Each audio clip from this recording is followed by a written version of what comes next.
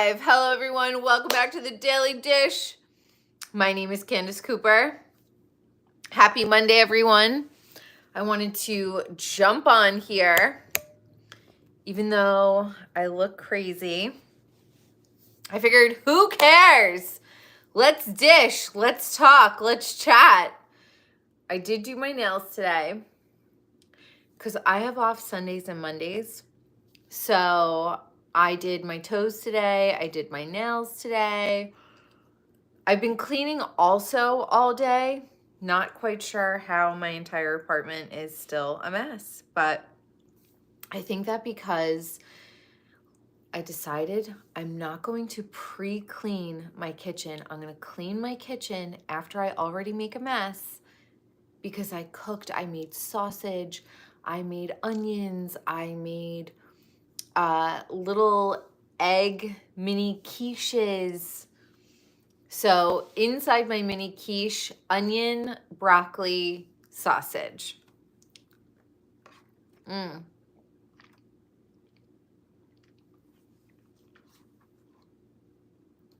If you're looking for an affordable beverage, I love Poppies.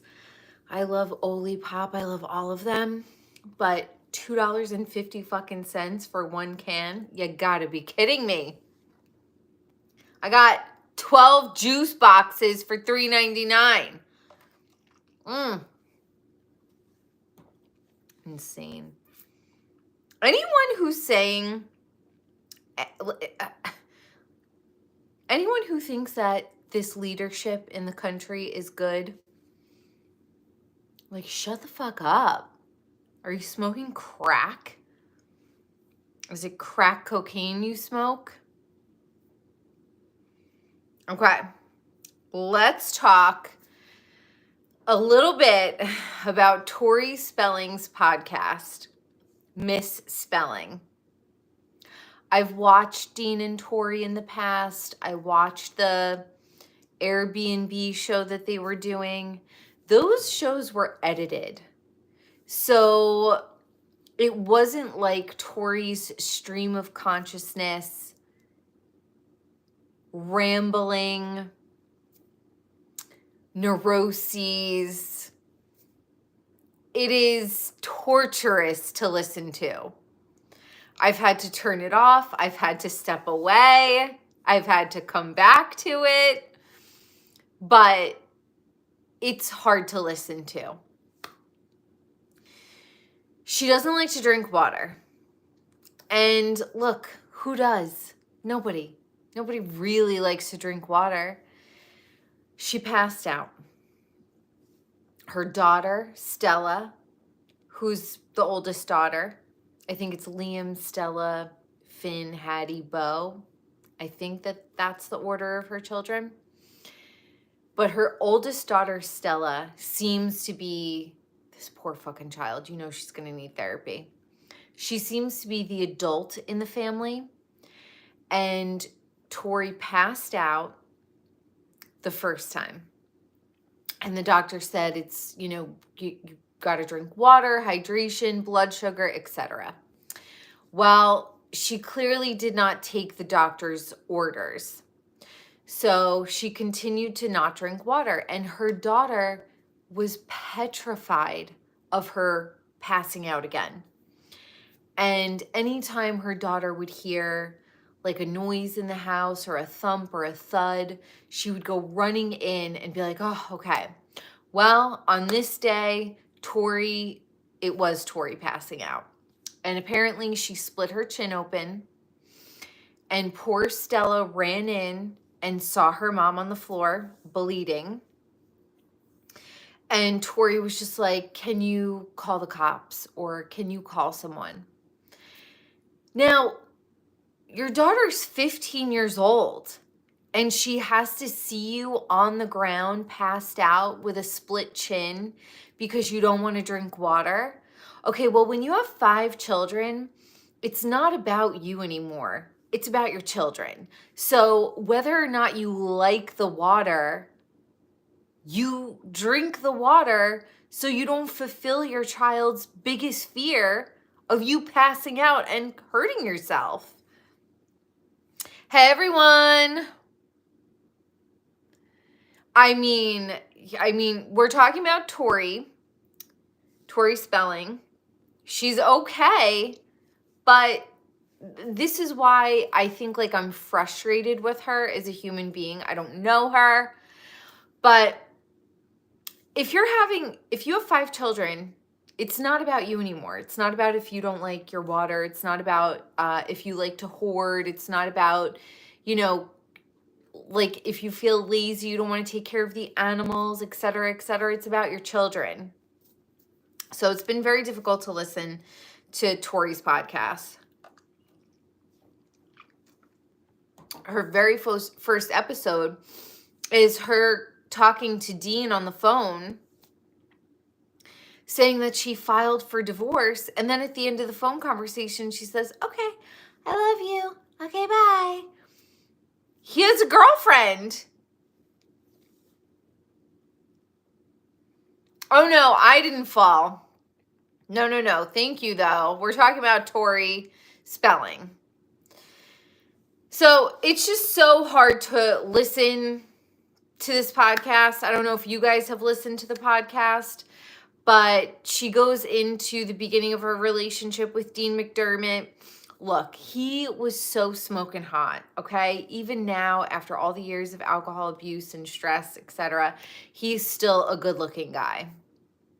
So they met, they fell in love on set, and he was married with a child, and Tori was also married. They clearly had a torrid affair, and when people, kind of like asked about him thinking that he could capitalize on Tori Spelling and her finances, she kind of said, well, I looked at him and his wife had owned houses and properties. Okay, well, it doesn't mean that because he owned those houses and properties with his previous wife, it's going to carry on over to you. Once you wreck a home and a family, nobody wins. It's a lose-lose. So she was talking about when Dean had come over to her hotel room and it was so messy. Clothes everywhere, luggage everywhere. Her dog had pooped in her luggage and she didn't even think to clean it up. And Dean thought it was going to be a good idea to leave his whole family to start a family with her. She doesn't drink water. She's a hoarder. She's horrible with money. She leaves dog shit all over the place. Like, you thought that was going to be a good idea to bring 5 children into that relationship? I mean, I'm astonished. At one time, she had 50 storage units. And we all watched Tori and Dean, and the storage units were bigger than my apartment, okay? And she had 50 of them. I feel so bad for her children. In one of the episodes, it's like crazy to me to think that she has good friends when she's so fucking out there. Haven't people hasn't their patience run out with her? She has 4 storage units now, and she still could not make the payments on her 4 storage units. So her friends bailed her out for 2 of them. And mind you, her 50 storage units that we had watched Tori and Dean, her arrears were $80,000. $80,000! Isn't that fucking crazy? So now she had 4 storage units. She got it down to 4. She still couldn't pay for them. And her friends bailed her out for 2 of them. And when she opened the storage units, it was like old hangers. It was like junk. It wasn't even anything that she might want to keep. Like, if I had 5 children, the house would be immaculate. Everything would be organized. Like, put them to work. People don't realize, like, children love chores. Love them. Yes. Kaylin, $80,000 she owed the storage company. And it was just giant, like, containers of stuff. Now, clearly, we know that that's somebody's, like, overcompensating. So she, you know, she was overcompensating for whatever it was, and she was just buying. And we've all been there. You know, I definitely feel like in my late teens and 20s, and probably even my 30s too, I possibly wasn't putting my financial future at my forethought. But yeah, seriously, wasteful much. And I feel bad for her kids, and apparently the house that they were living in had mold. Yeah, of course it's gonna have mold. You have like tons of shit everywhere. So, I feel so bad. Can I listen to it? Can I continue to listen to it? I don't know. I really tried. Like, when I have long drives somewhere, I was like, all right, maybe I'll put it on. It's the way that she talks that irritates me. And I will say, someone in my comments on TikTok had said, I think they brought up her human design, which, whoever you are, I love that you put that in there. I will respond to you. Because when I was thinking about it, she's a Taurus. I don't know the rest of her chart. Let's pull up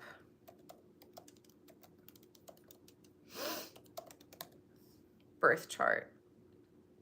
Let's see.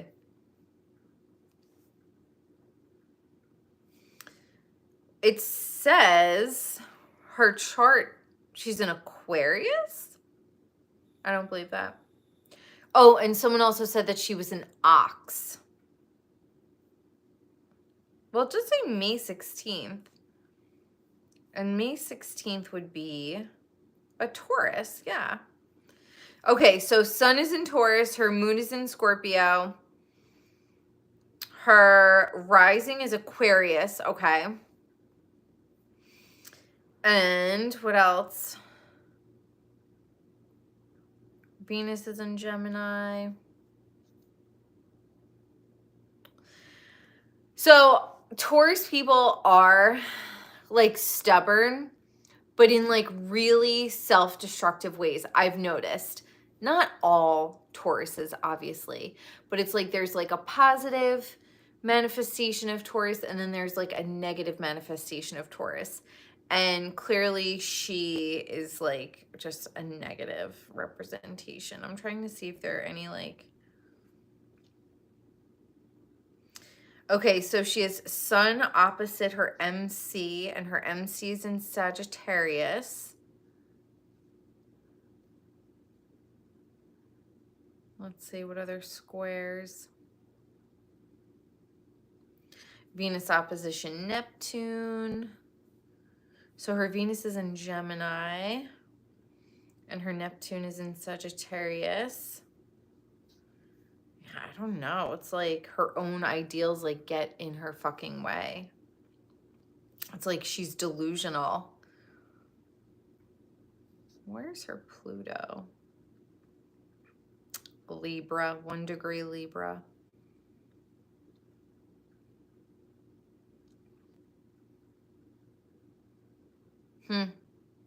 Her North Node is in Capricorn retrograde. She's got a lot of retrograde in her chart too. But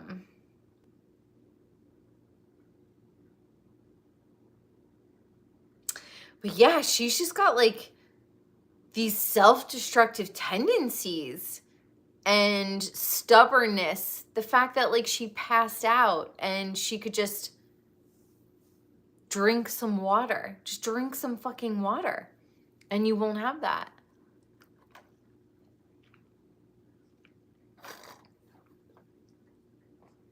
Delish. I like to mix my collagen with that stuff and some water. I eat bananas every day. I don't like bananas. All right, let's talk a little bit about Summer House. Here's one thing that I'm thankful for when it comes to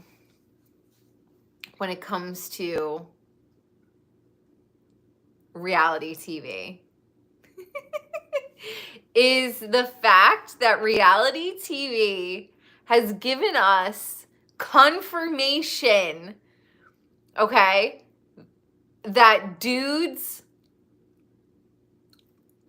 are in love with each other. Fill in the blanks. The way West comforts Jesse and has no problem like investing his time into his friendship with Jesse and, you know, crying with each other and how excited he gets when he calls him on the phone.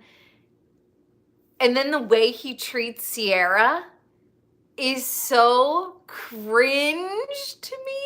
Like, you can tell these guys don't like women. It's so weird. But I think between Southern Charm, Shep and Austin and Craig and all those guys and Thomas, how they were all obsessed with each other, but then villainized Catherine, villainized Madison. You know, they're always villainizing Taylor. Okay, but then they're all on each other's side. It is so obvious to me. Then we look at Vanderpump Rules and the Toms' obsession with each other, but then being complete assholes to all of the women in their lives. So if it's one thing I could say, reality TV has showed us that men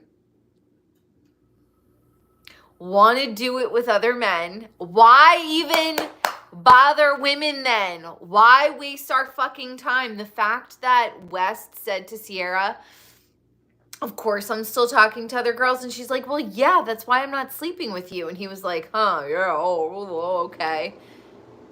Why would she sleep with you if you're still talking to a bunch of other girls in the city? Crackhead. Kyle flipping out and crying. Crocodile tears, and the fact that Amanda leapt out of the pool to comfort him. Kyle. Shut the fuck up, Kyle. Shut up. It gave me the ick to the max. And Sierra and Paige were like, what is the problem here?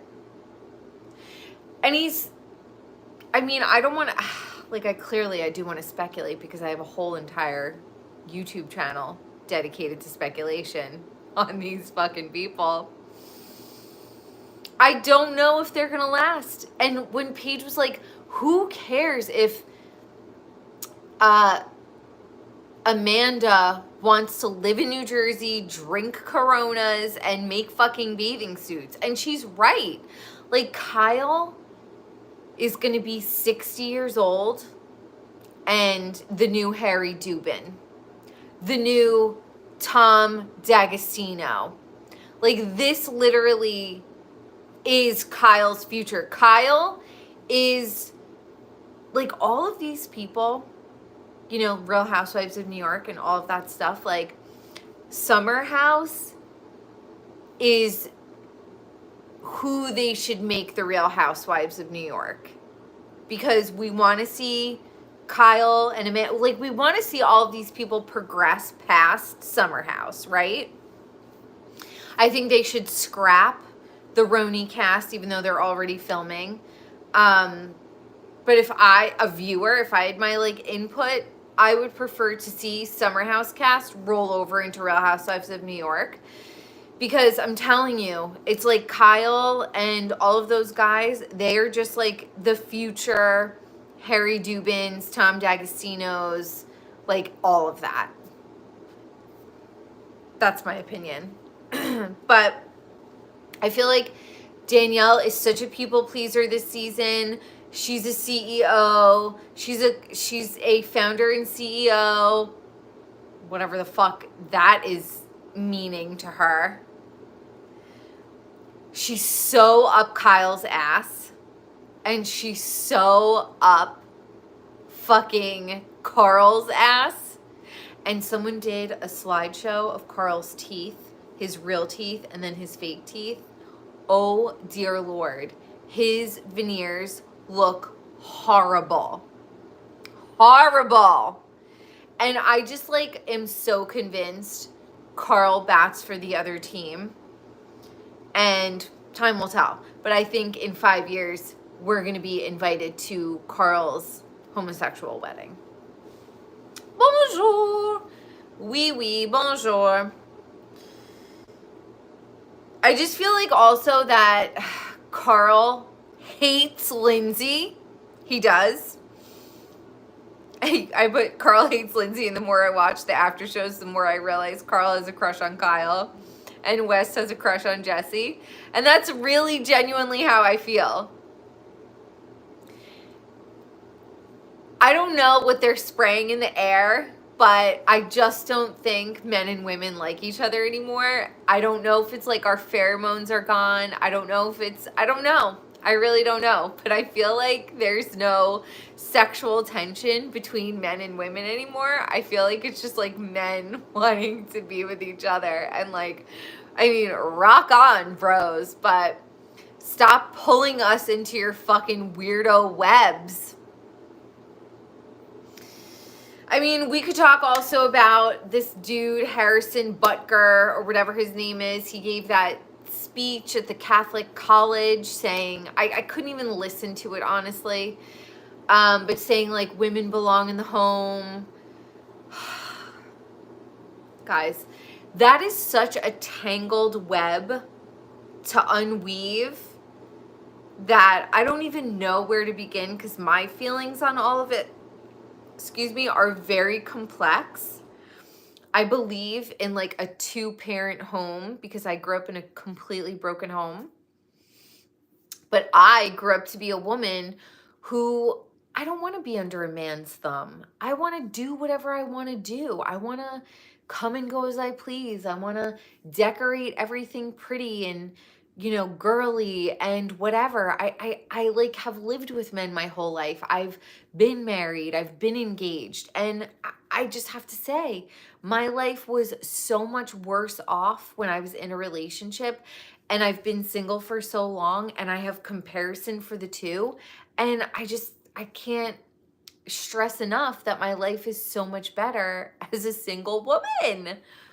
Like, anytime I thought that I was going to do better with a man, I did the math when it ended, and I was so much worse off. So, like, on one hand, I agree with a traditional household. On the other hand, I didn't grow up that way. And so I am very independent and on my own and like to shine and love to be on here and love to be on TikTok and love to be on Instagram. And, you know, this is a huge part of what makes me happy. Men fucking hate that. Men don't love a woman who likes to shine.